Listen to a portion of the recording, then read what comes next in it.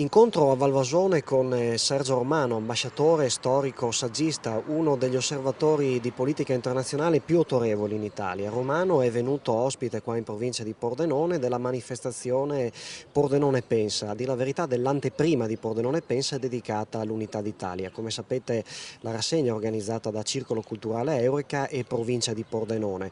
E Romano ha parlato dei temi dell'Unità d'Italia dal passato fino ai nostri giorni. Quindi si è parlato anche di attualità. Ambasciatore, sinora l'Europa ha abbandonato l'Italia a gestire da sola la questione immigrati. Non rappresenta uno schiaffo che meriterebbe una reazione dura? No, perché l'Europa si è messa d'accordo su molto tempo fa che i problemi dell'immigrazione vengono risolti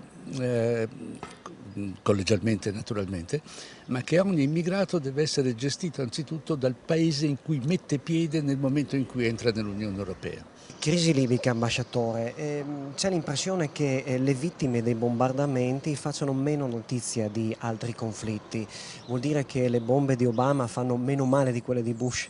È un problema di chi è vittima, anzitutto, perché le vittime dei bombardamenti si sentono naturalmente vittime a tutti gli effetti.